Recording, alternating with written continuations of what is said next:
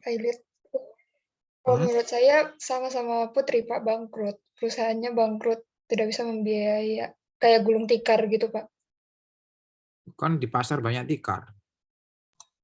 Ya kan beda tikar ya, Pak. Iya, iya, iya.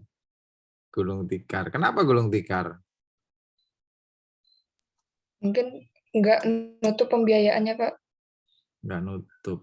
Berarti nggak imbang ya antara pemasukan dan pengeluaran gitu ya? Iya, Pak. Oke, oke, oke. Maulana, ini Bapak kelihatan cuma kepalamu doang. Bro. Apa dalam pikiranmu apa begitu dengar kepailitan? Bahwa Dalam pikiranmu apa begitu kamu dengar kepailitan?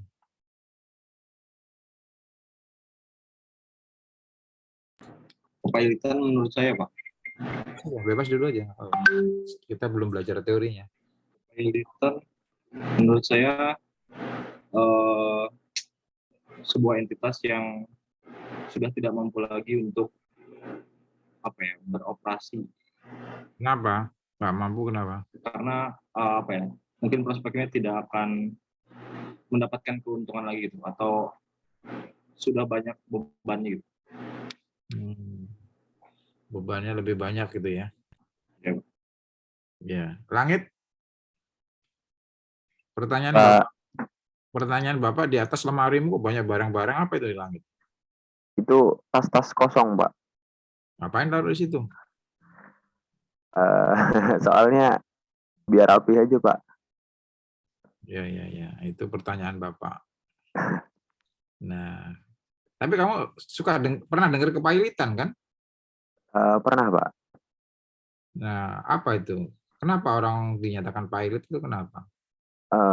Kalau yang saya dengar sama saya baca-baca sih, simpelnya itu pokoknya nggak bisa memenuhi kewajiban atau nggak bisa memenuhi utangnya gitu, Pak. Oke. Terlepas dari proses menjalankan perusahaannya, tapi yang penting nggak bisa memenuhi utangnya itu, Pak. Iya, iya. Oke. Satu lagi siapa ya? Boleh deh, Karisma deh. Apa Karisma? Kalau menurut saya sama saya teman-teman Pak, kalau pilot itu bangkrut sudah tidak mampu menjalankan usahanya karena modalnya mungkin nggak cukup atau keuntungannya udah minus gitu Pak. Iya, iya. Asetnya nggak mencukupi untuk bayar utang gitu ya? Iya Pak. Oke. Itu benar adik-adik. Tapi itu ceritanya dulu gitu. Jadi pada zaman dahulu kala, konsep kepailitan itu seperti itu. Gitu ya. Suatu keadaan di mana si debitur itu orang yang berhutang itu tidak mampu lagi memenuhi kewajibannya untuk membayar piutang-piutangnya, atau piutang-piutangnya itu lebih besar daripada asetnya dia gitu. Ada diajari akuntansi nggak ya? Pengantar, Pak. Pengantar ya. Pernah dengar insolvensi nggak? Insolvensi. Di akuntansi cuma pengantar doang ya. Berarti sekali ya selama 5 sampai 5 semester ini ya.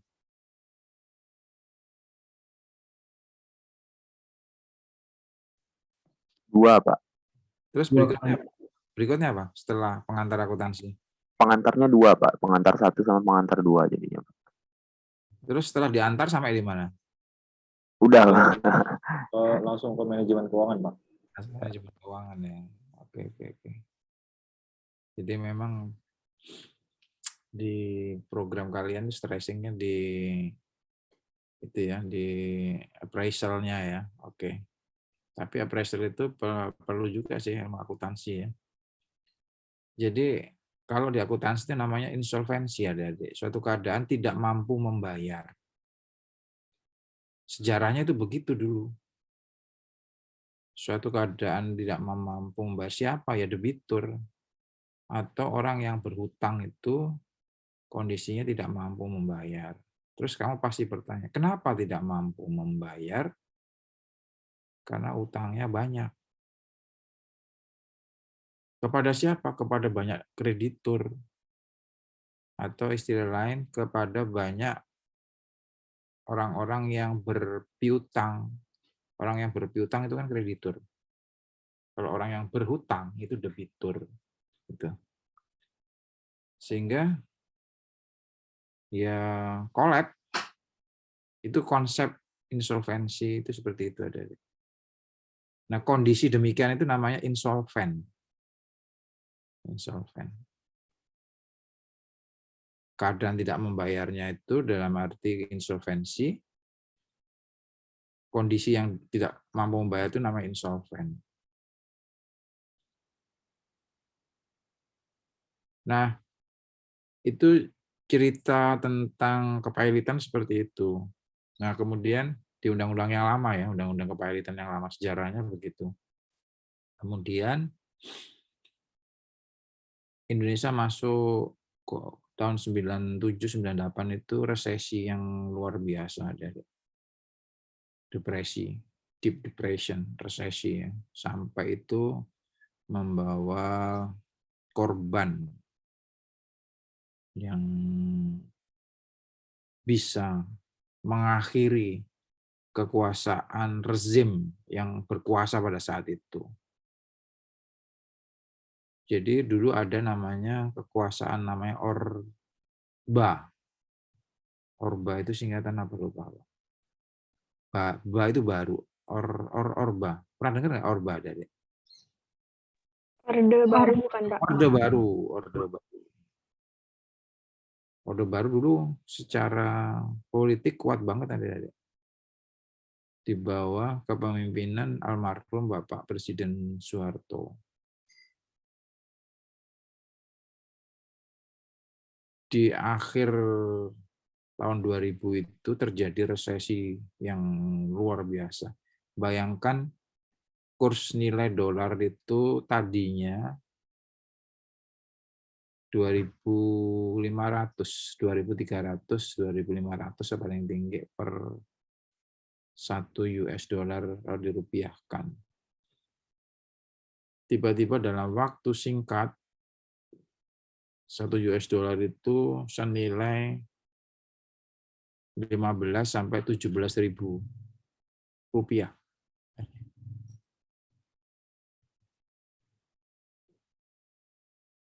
Padahal pembiayaan utang luar negeri kebanyakan ditutup dari utang luar negeri dalam bentuk valuta asing US dollar.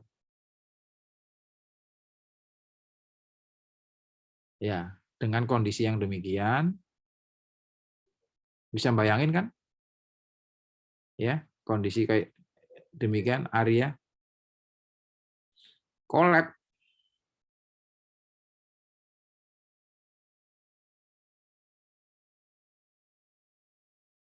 Dan pemerintah pada waktu itu berusaha untuk menutup, kan otomatis utang-utangnya itu pemerintah meledak, bukan meletus adanya. Kalau meletus itu balon ya.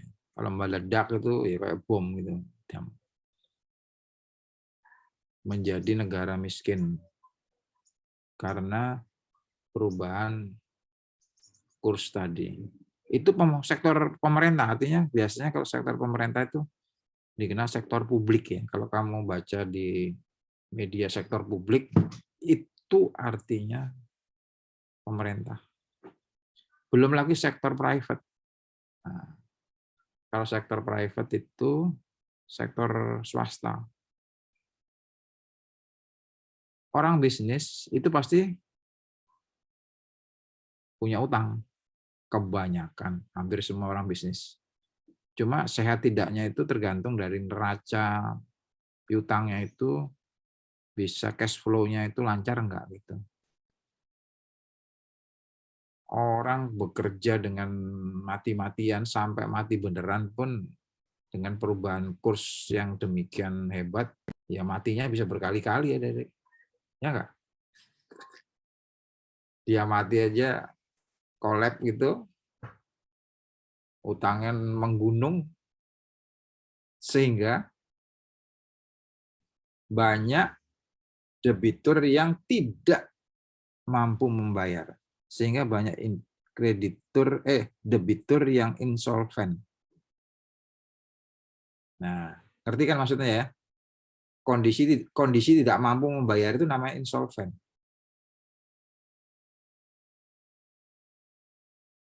Gitu. Kondisinya. Sedangkan ketidakmampuan membayar itu insolvensinya.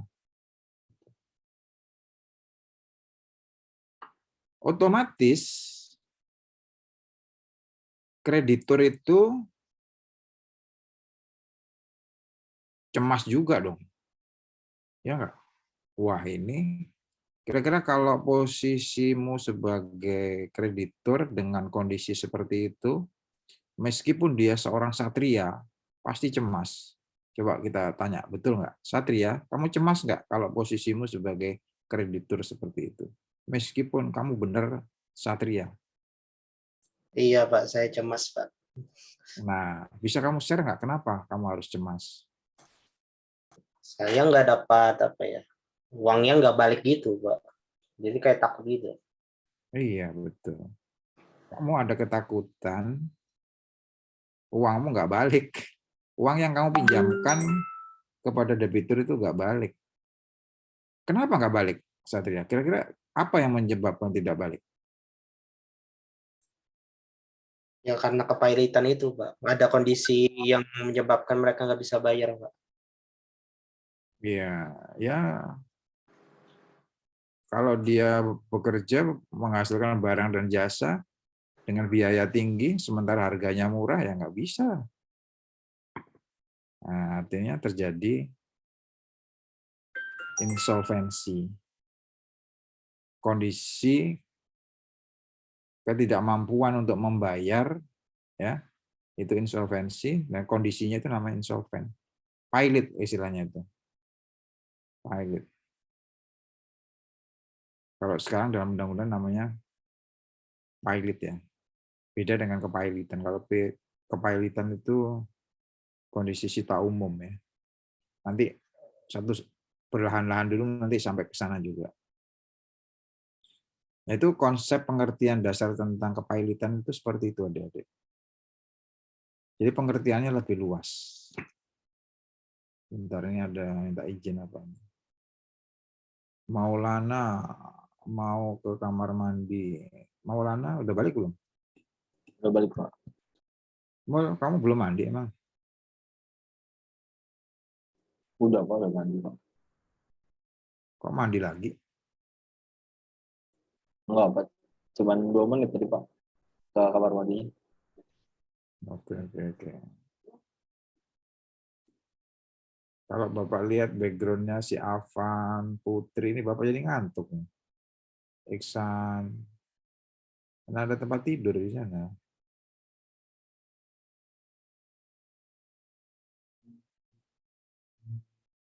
Sedangkan kalau lihat background-nya Rifandi, horor.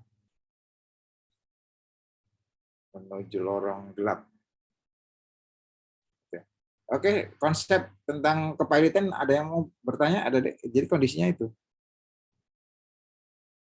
Ya. Dari sejarahnya itu seperti itu.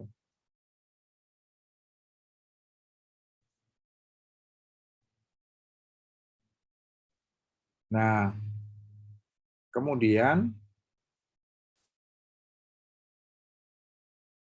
kondisi yang kayak gitu itu tentu mengkhawatirkan tadi. Satria pun sebagai seorang kreditur cemas. Waduh, modal gua nggak balik nih. Padahal kalau dalam utang piutang, adik-adik. Dalam utang piutang, biasanya tadi kembali ke Satria ya. Satria, kamu sebelum ngasih utang, ada syarat yang kamu tentukan nggak? untuk menjamin bahwa utangmu itu balik. Apa Mungkin, apa? mungkin kayak diberi semacam perjanjian gitu, Pak. Perjanjian tertulis. Kalau misalkan dia nggak bisa bayar, ada jaminan gitu. Nah, itu. Jaminan. Ada jaminan. Jadi Satria itu baru ngasih pinjaman kalau saya dikasih jaminan. Kalau Satria dikasih jaminan gitu. Paham ada ya? Kebanyakan begitu. Perjanjian kredit itu begitu biasanya. Ada jaminannya. Jaminannya itu bisa berupa benda bergerak atau bisa berupa benda tidak bergerak. Gitu. Jaminannya.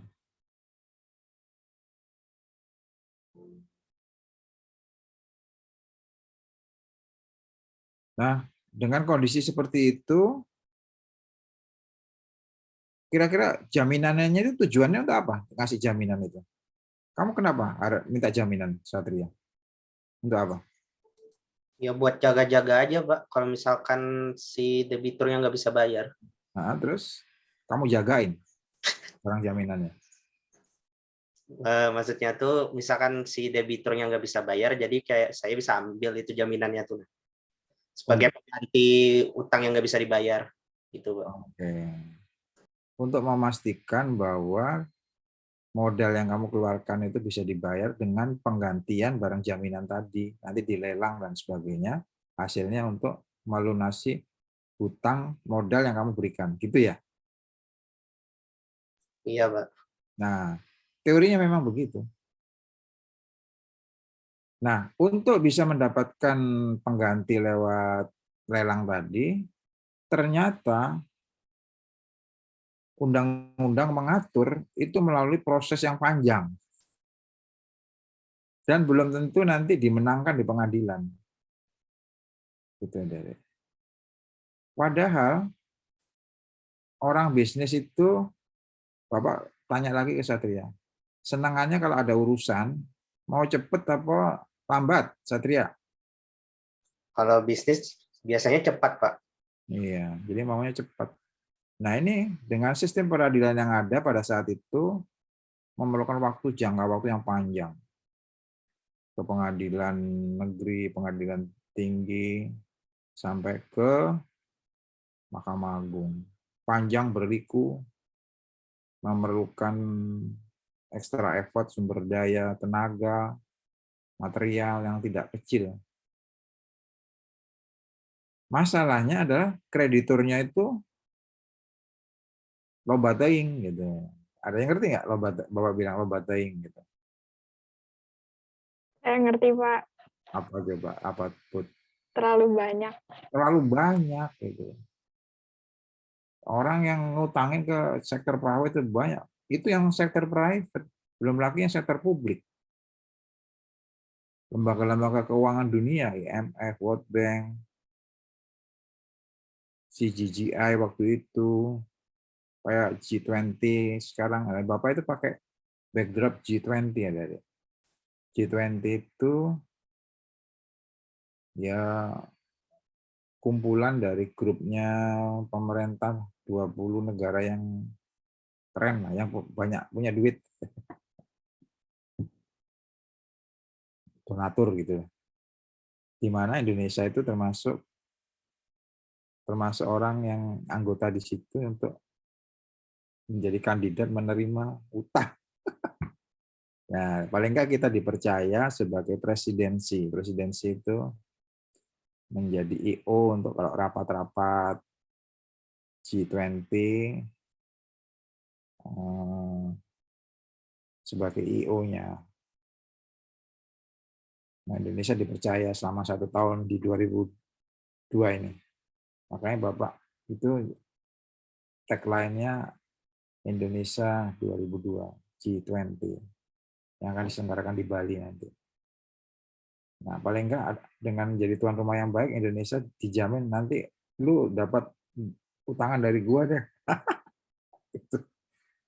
Soalnya yang mau utang banyak, apalagi dalam masa pandemi. Pandemi ini dunia loh, bukan hanya Indonesia. Tentunya utang itu harus dikelola dengan baik. prudent, hati-hati. Digunakan untuk hal-hal yang memang ya kalau sekarang sih prioritas ke itu ke kesehatan dulu. Itu ada. Setelah Indonesia itu negara yang luar biasa loh. Dengan kondisi seperti ini aja ekonomi tumbuh. Apalagi kalau udah dibuka beneran kan. Jadi kalau pertumbuhan ekonomi plus 6-7% tuh masuk akal memang. Sekarang aja kan dengan keterbatasan pandemi yang ada ini, ekonomi udah tumbuh positif. Oke. Sampai di sini ada pertanyaan?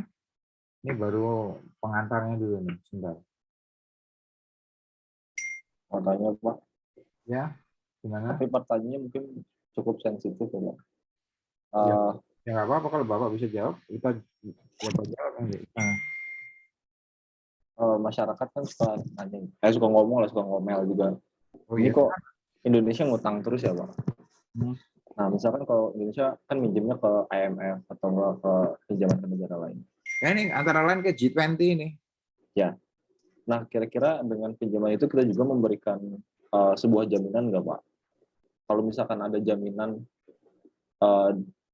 dari aset negara kita itu, kira-kira contohnya kayak gimana ya Pak? Iya, tadi teori sederhana yang Bapak kasih contoh si seorang satria tadi, gitu ya. Satria aja nggak akan ngasih utang kalau nggak ada jaminan ya tadi. Kan denger kan tadi semua ya. Untuk apa sih satria kamu perlu jaminan? Ya Pak, supaya aman modal saya balik. Gitu. Kan gitu tadi. Nah, sektor publik juga demikian mau. Gitu. Bapak baru tahu di ring 1 itu ya nggak apa-apa ini untuk keperluan ini aja ya, kuliah terbatas akademis ini. Itu udah dijaminkan untuk pinjaman syariah adik-adik. Kantor-kantor di ring 1 itu. Bapak ngerti, kamu ngerti kan kalau Bapak bilang ring 1 ya? Di seputaran Monas itu loh. Kantor-kantor pemerintah itu rupanya dijadikan agunan untuk pinjaman syariah.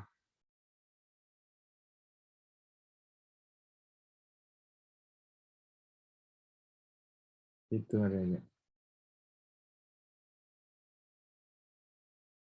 Belum lagi yang non syariah ya.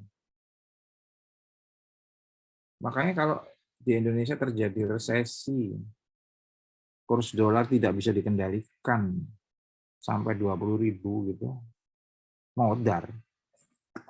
Bahasa premannya gitulah kira-kira. Kolek. Tapi sebagai negara kan nggak boleh gitu.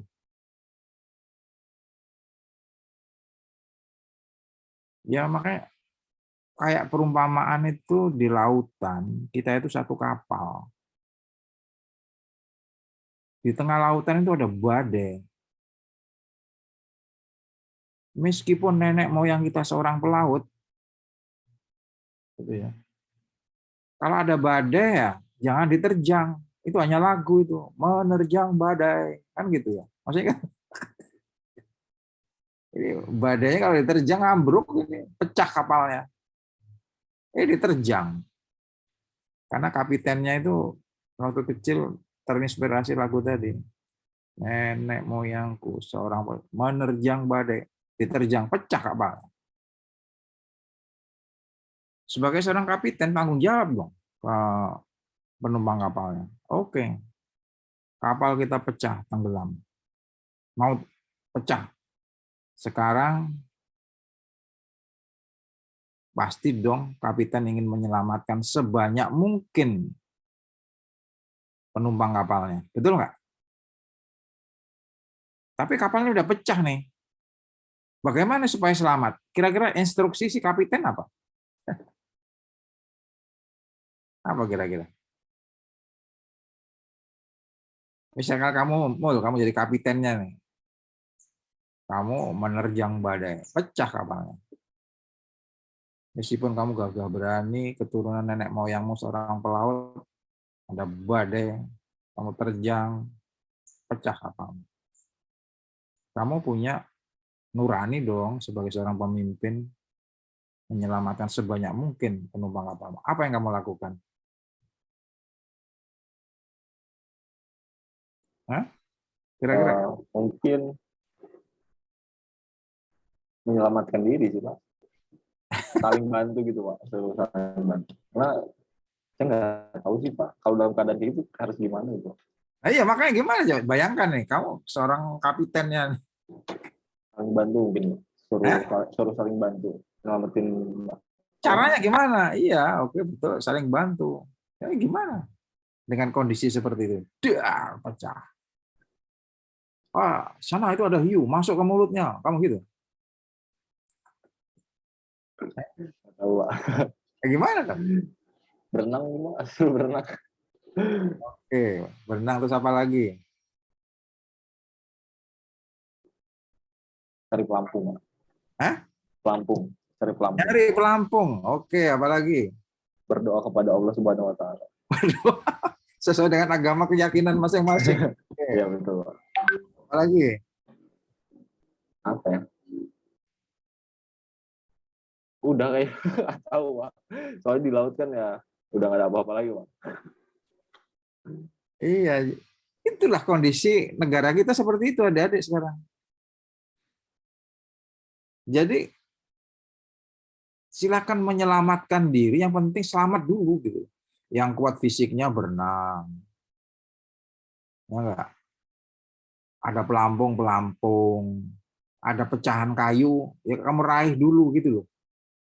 Ada gabus, kamu tarik gabus. Ada ikan lumba-lumba, jangan lupa itu kamu naik ke punggungnya. Katanya lumba-lumba itu friendly katanya. Gitu. Ya enggak? Tujuannya apa? Yang penting apa? Yang penting selamat Pak. Nah, itu. Jadi kondisi itu negara kita seperti itu, perumpamaannya kira-kira gitu. Yang penting kita selamat dulu. Gitu. Gimana cara selamat? Nyari pinjaman kemana-mana itu. Kamu tahu nggak? Undang-undang itu dirubah itu. Undang-undang Keuangan Negara selama sampai tahun 2022 ini kalau nggak salah ya. Itu batas maksimal utang sama rasio utangnya itu dirubah. Menembus tirai batas undang-undang. Tapi Presiden dalam kondisi darurat, seperti yang Maulana Bapak tanya tadi, nggak ada kondisi lain, Pak, ini lautan.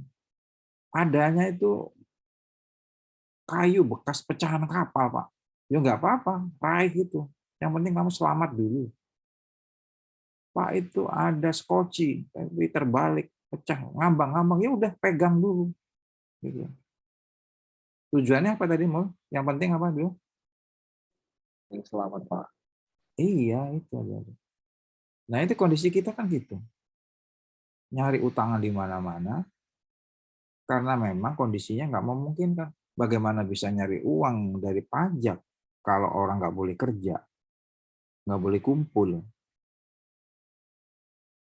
Ya target pajak nggak terpenuhi. Terus gimana? Pengeluarannya banyak. Ya nyari utang di mana aja. Dengan penuh kehati-hatian. Itu yang dilakukan oleh pemerintah sekarang. Makanya kita wajar marah kalau uang hasil pinjaman yang sangat sulit. Karena yang kapal yang tenggelam bukan hanya kapalnya Maulana, kapalnya Fahri juga tenggelam juga. Sehingga banyak kapal tenggelam, masing-masing nyari pelampung, rebutan nyari pelampung itu. Ya, yang untung yang punya kapal induk, yang bisa teknologinya tinggi, dia bisa ngumpet di balik badai. Kapal induk aja ngumpet kalau ada badai. Nyari daerah aman di teluk, parkir dulu. Bukan menerjang badai, selamat dia. Akhirnya asetnya dia aman. Nah, dari sisi kemanusiaan kan nggak mungkin nggak nolong kapal-kapal yang tenggelam tadi. Kasih itu pinjaman-pinjaman. Tapi karena itu, kalau reputasinya tidak bagus, nggak akan dikasih, adik-adik, sulit. Jadi dapat pinjaman itu harus orang yang punya reputasi. Indonesia bagaimana, Pak? Indonesia dikasih, berarti apa? Reputasinya bagus. Meskipun itu ngutang gitu. Nah, itu kondisi. Indonesia sebagai presidensi G20 nanti di Denpasar, Bali itu selama 1 tahunnya jadi tuan rumah sebagai IO, artinya apa? Dianggap, lu orangnya bagus, baik. Kalau dikasih utang, kamu pasti bayar. Itu komitmen dari pemerintah kita. Dan uang hasil pinjaman itu harus dikelola dengan baik, jangan disalahgunakan. Maka kita berhak marah kalau uang itu dikorupsi.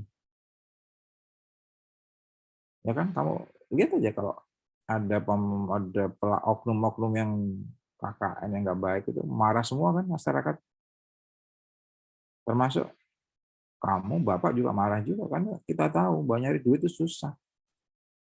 Gitu. Nah itu. Akhirnya apa?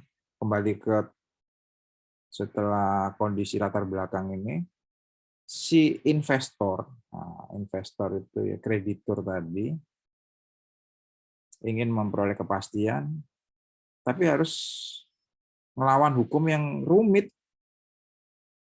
Nah gitu.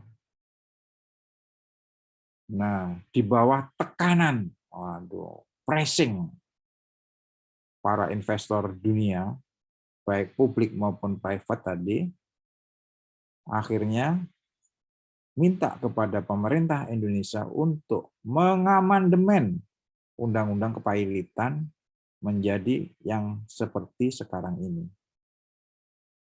Itu ada. Jadi untuk dapat dinyatakan pilot, kalau cerita yang Bapak sampaikan tadi itu kan perjalanannya panjang.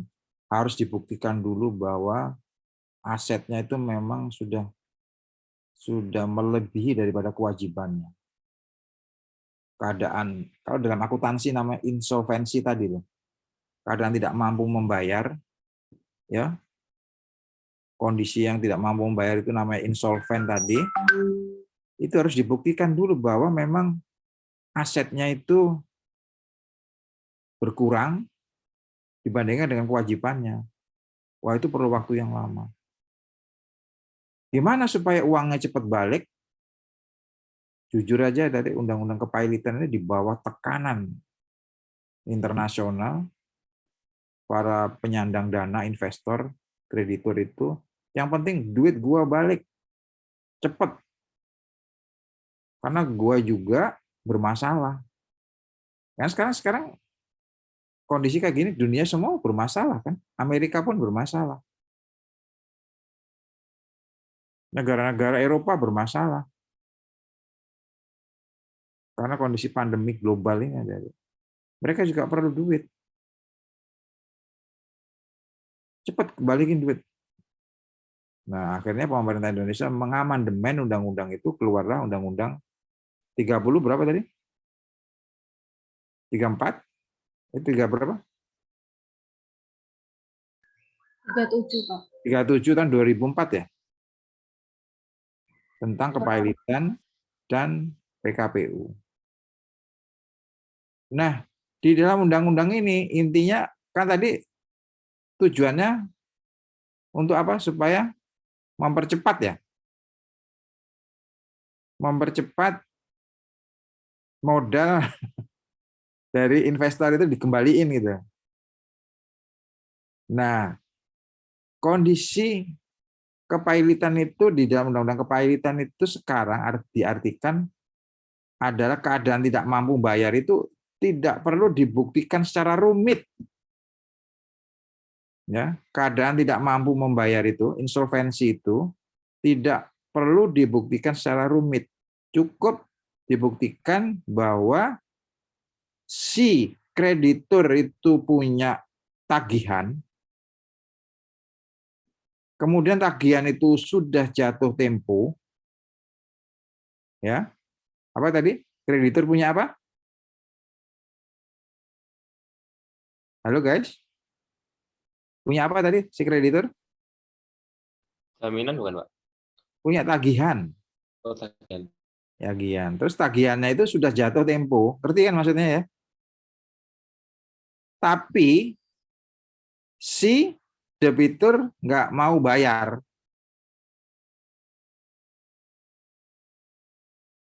Bapak ulang ini. Yang penting bahwa kreditur itu punya tagihan, punya piutang. Ya. Kemana? Ke debitur. Gitu. Terus piutangnya itu, tagihannya itu sudah jatuh tempo. Sampai di sini ngerti kan ya? Oke? Terus keadaan yang lain, debitur nggak mau bayar. Bisa bayangin nggak?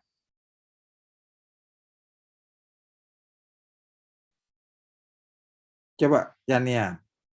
Apa tadi yang Bapak bilang tadi? Apa? Itu belum selesai, itu masih koma itu. Debiturnya punya tagihan, Pak. Terus tagihannya belum dibayar gitu, Pak. Enggak, kurang, ada yang kurang. Ada yang mau nambahin? Betul tadi, yang 2 tadi kurang itu. Safira, mau Kreditur nambahin? nggak mau bayar itu ya Pak? Iya, debitur nggak mau bayar. Berarti kan punya piutang kan, si debitur itu punya debit. Kalau dari sisi debiturnya punya utang, tapi nggak mau bayar. Terus ada yang kurang, yang penting nih, apa nih? Utangnya tersebut Sudah jatuh tempo, Pak. Jatuh tempo. sudah jatuh tempo, ya itu. Ini kan apa tadi? Ini kan coba diulangi nih kan? Yang tagihannya sudah, nah, jadi debitur tuh punya utang. Nah, kemudian dia juga memberikan jaminan gitu, Pak. Nah, tapi si utangnya ini udah jatuh tempo, dia tuh nggak bisa melunasi gitu, Pak. Oke, kurang tepat. Duh. Bukan nggak bisa. Tadi apa tadi? Pasnya tadi? Gagal bayar. Ya. Dikit lagi, kurang pas ya. Pasnya tadi apa istilahnya tadi? Insolvensi apa? Kalau dari sisi kreditur punya apa? Tagihan yang sudah jatuh tempo. Iya, punya piutang yang sudah jatuh tempo. Terus Kalau dari debitur nggak mau bayar. debitur nggak mau, itu loh, nggak mau bayar. Nah, kondisi nggak mau bayar itu kan bukan berarti dia nggak punya duit, betul nggak? Ya, benar, Pak.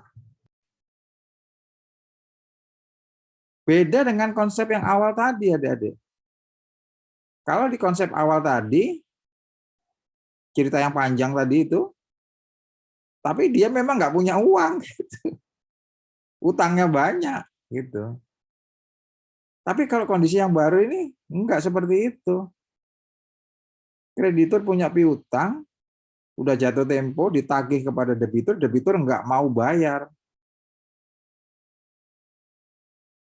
Itu salah satu syarat kepailitan. Salah satu. Syarat yang lain apa, Pak Kus?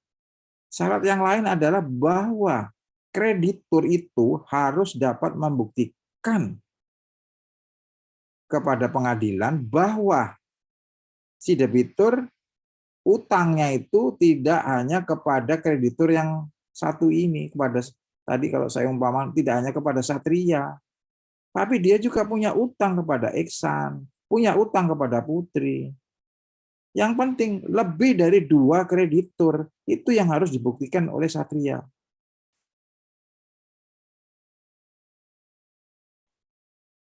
Nah, kondisi pengertian yang demikian ini berbeda dengan kondisi konsep kepailitan yang awal tadi ada. Gitu, oke. Sampai di sini ada pertanyaan?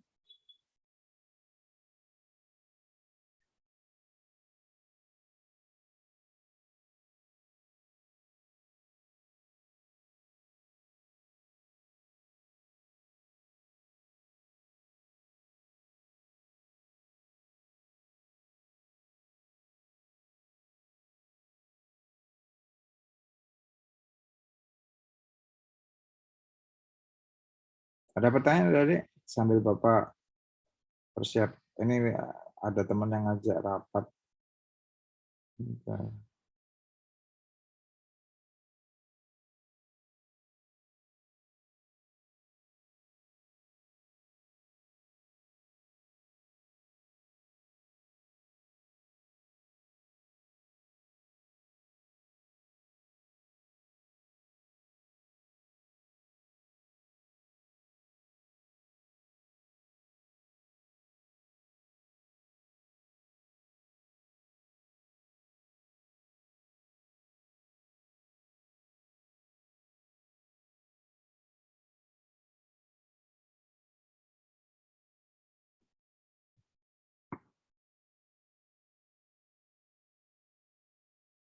Ada pertanyaan Adik?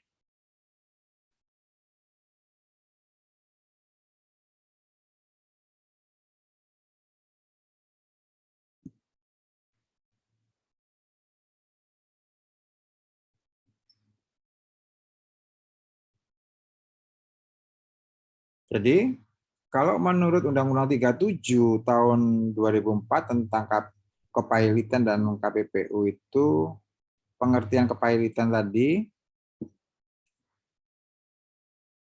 kepailitan itu suatu pailit ya, suatu keadaan di mana debitur tidak lagi membayar utang-utangnya yang telah jatuh tempo. Nah, dan itu harus dibuktikan bahwa si debitur itu punya lebih dari satu kreditur.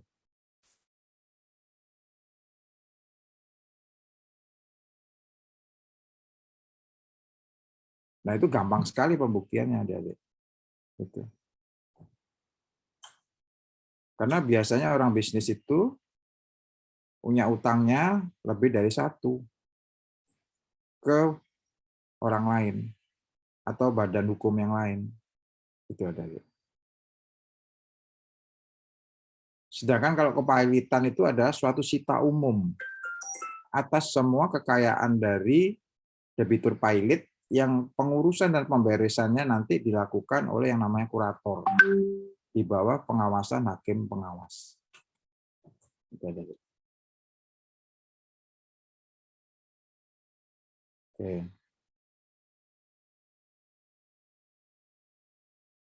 Nah, sekarang apa bedanya kepailitan sama insolvensi? Itu adalah merupakan hal yang berbeda.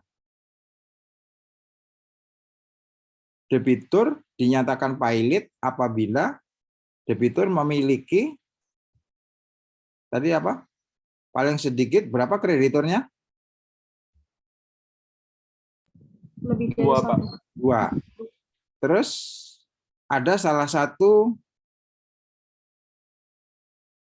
utangnya itu jatuh tempo, ya enggak? Dan dapat ditagih.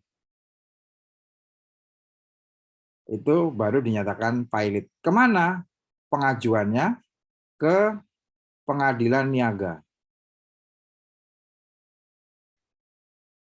Jadi dalam hal pailit, adik-adik, belum tentu debitur itu tidak mampu untuk membayar atas utang-utangnya, gitu ya.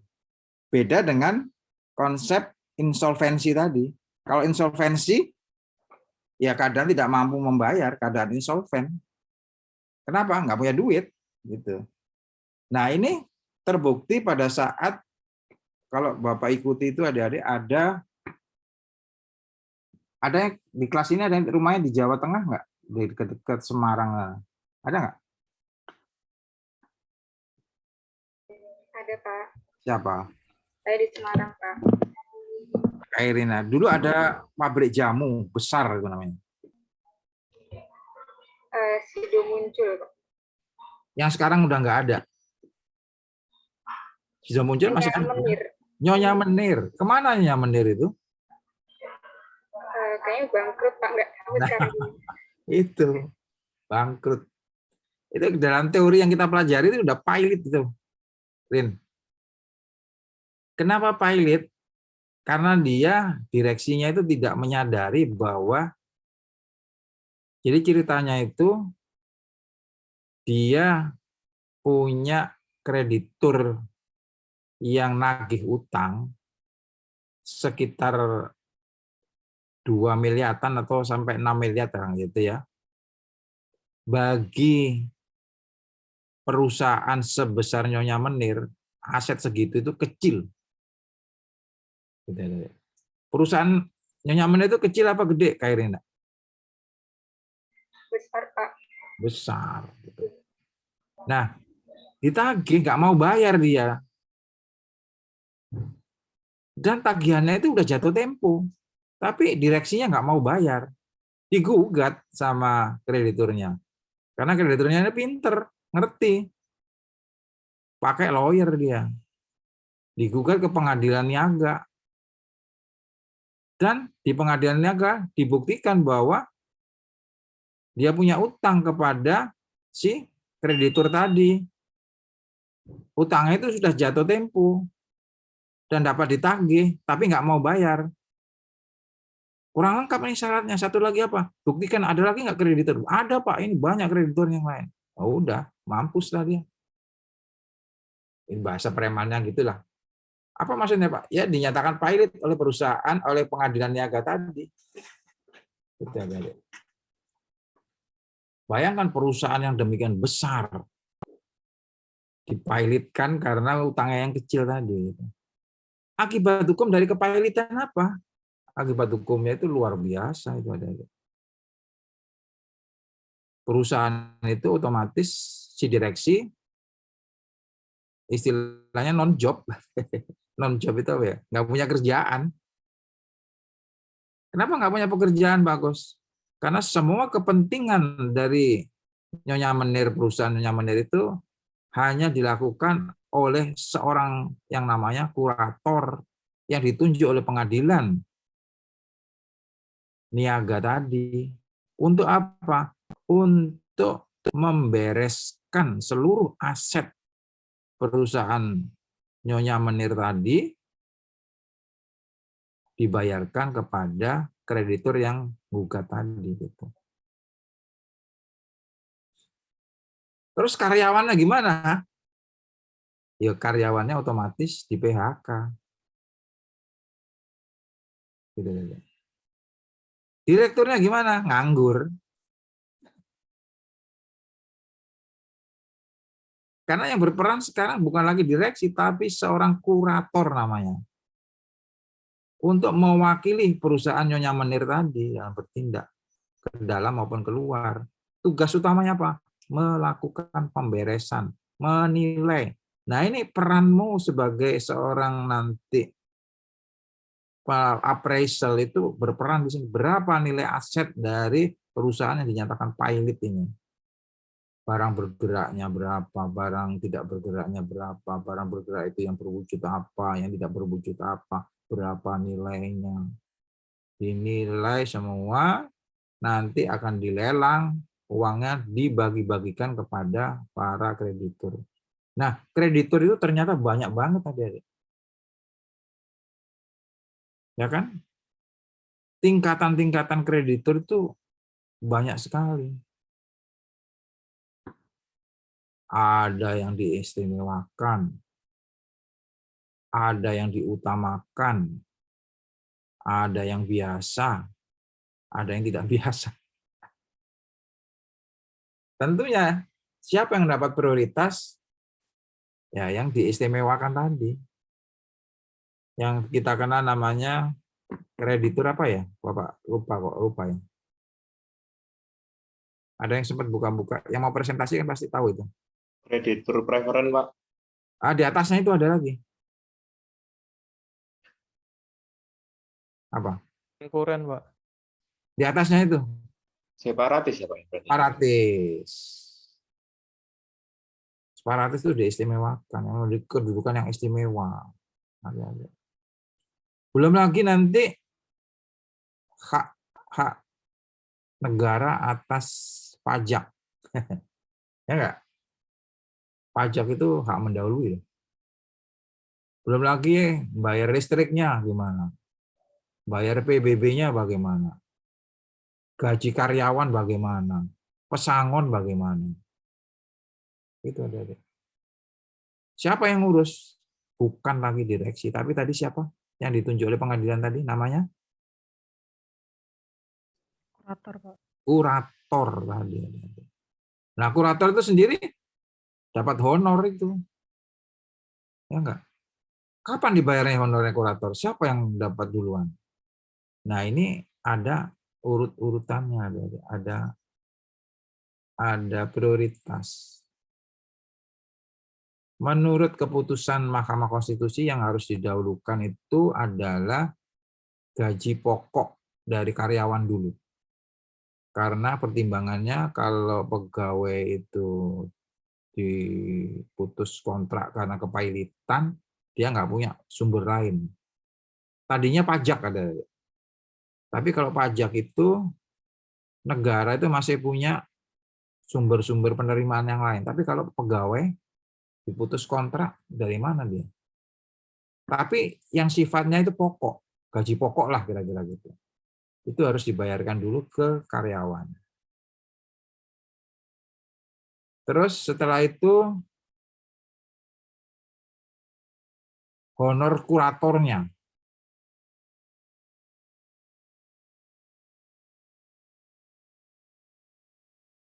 Terus bayar listriknya, pembayaran yang khusus, separatis khusus nih, pajaknya, terus memiliki hak mendahului.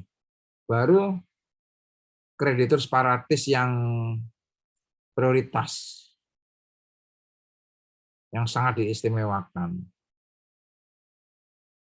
Baru setelah itu kreditur konkuren, bukan konkuren, preferen itu misalnya kreditur-kreditur yang mendapatkan jaminan-jaminan tadi lewat namanya hak tanggungan. Pernah dengar kan dari hak tanggungan? Kalau pinjam kredit di bank, terus jaminannya tanah, bangunan, itu kan ke hak tanggungan. Ke pemegang fidusia, gadai, untuk barang-barang bergerak. Itu adalah posisi dari kreditur preferen. Tapi itu preferen yang kesekian kan tadi. Baru kreditur konkuren. Konkuren itu kreditur yang nggak ada jaminan. Baru yang lain. Itu kalau duitnya cukup. Kalau duitnya nggak cukup, artinya asetnya dilelang, ternyata nggak sampai memenuhi kreditur preferen pun, maka nggak dapat juga. Dengan selesainya pemberesan ini, maka kepailitan itu akan berakhir. Nah, itulah yang highlight ya. Highlight dari materi tentang kepailitan. Lalu ada PKPU ya. PKPU. Kemarin pada waktu kita membicarakan tentang sengketa bisnis, itu kan ada namanya alternative dispute resolution ya.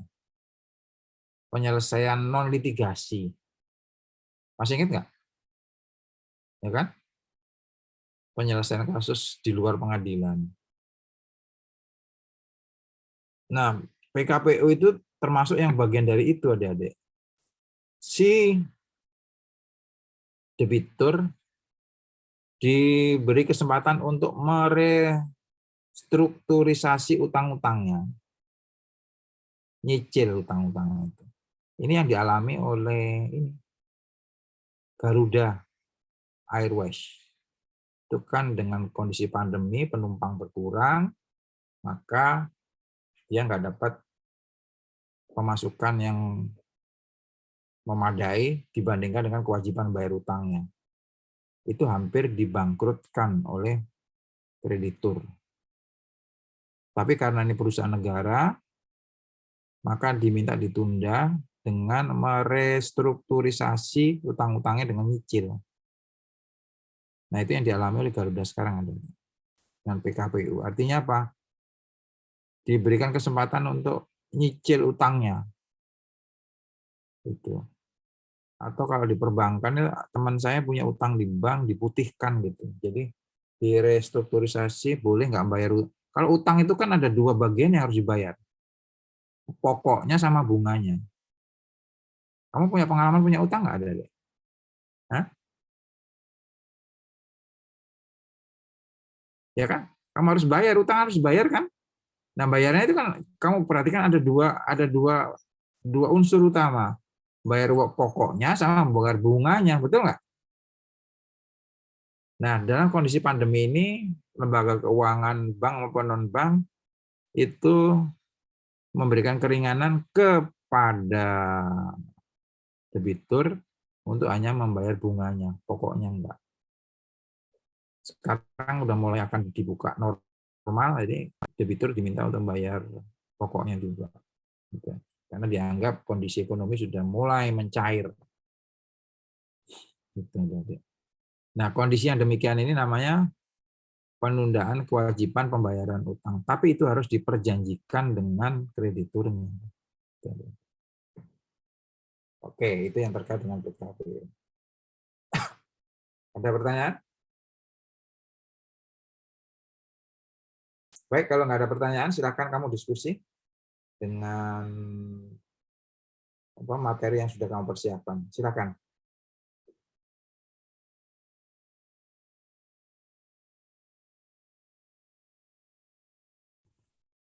Selamat siang teman-teman dan Pak Mono. Perkenalkan saya Rifandi Arif, moderator pada siang hari ini untuk memandu